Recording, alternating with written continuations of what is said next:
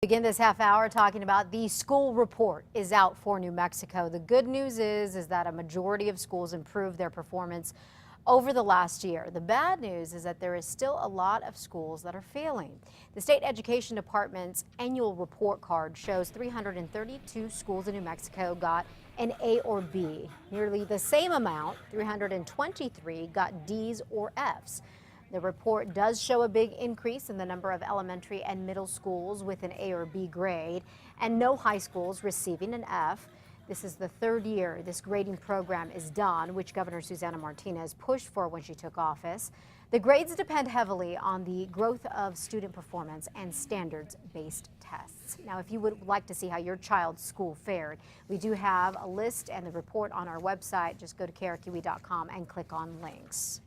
The president of the Navajo Nation and Albuquerque's mayor are joining together and coming together in an effort to help the homeless get back on their feet. That's, to me, you're doing it on purpose. You're doing it just to hurt somebody, to kill somebody, and I think that's wrong. And those people that did it should be, justice should prevail, and they should be punished for what they've done. So yesterday, Navajo President there, Ben Shelley, met with Mayor R.J. Berry to discuss the recent murders of the two homeless Native American men.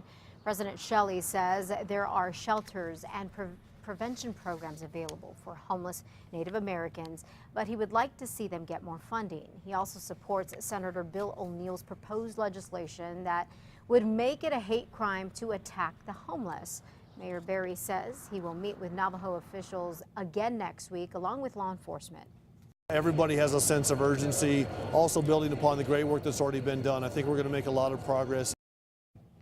APD says 3 teenagers arrested in the recent fatal beating case admitted using sticks, a metal pole, and cinder blocks to kill the 2 homeless men. Cops say one of the teens also admitted to attacking other homeless people in the last year. According to the Albuquerque Journal, the Navajo Nation is asking for the FBI to get involved in all of this and investigate to determine whether the attacks were indeed racially motivated.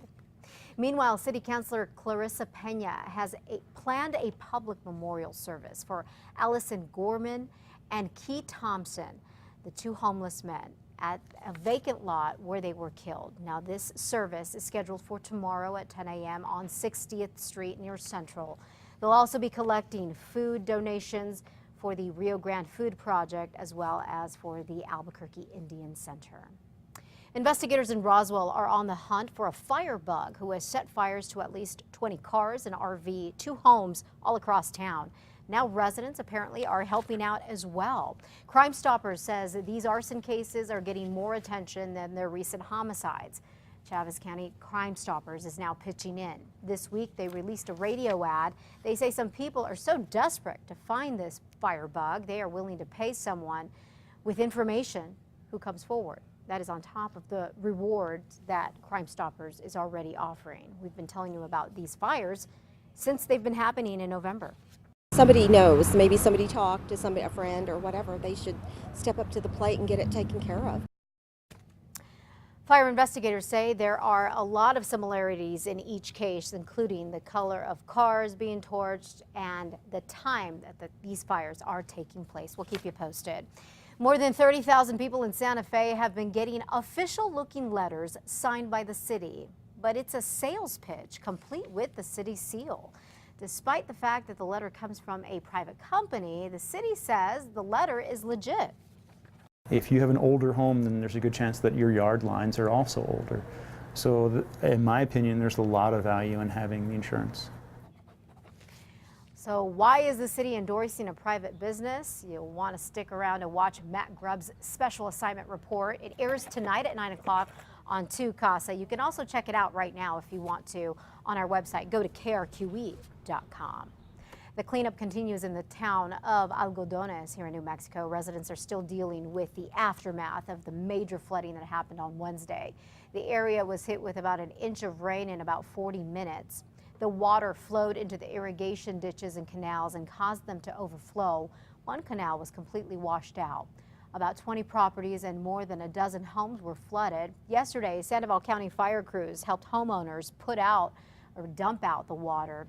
It's expected to take about a week to make the repairs. The race for governor may be closer than a lot of people thought. A new poll out has Democratic challenger Gary King neck and neck with Governor Susana Martinez. The Rasmussen poll has King and Martinez each at 43%.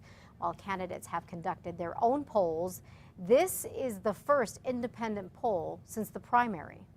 For a challenger to be at this level this early in the race is a really important milestone, so I think a lot of people around the country are going to recognize that.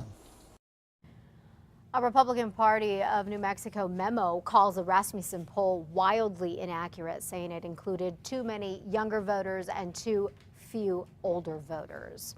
You know, experts are always telling us that we are not getting enough sleep. Well, now a new study suggests that we could be getting too much sleep. The Center for Disease Control and Prevention now recommends about 6 to 9 hours of sleep. However, new research has the CDC taking a second look at its guidelines. Emily Caudell of the Lakeland Healthcare Sleep Lab says you should sleep as long as you need to basically feel refreshed. She recommends about 7 hours of sleep. Studies show that oversleeping can cause diabetes, obesity, and even heart problems.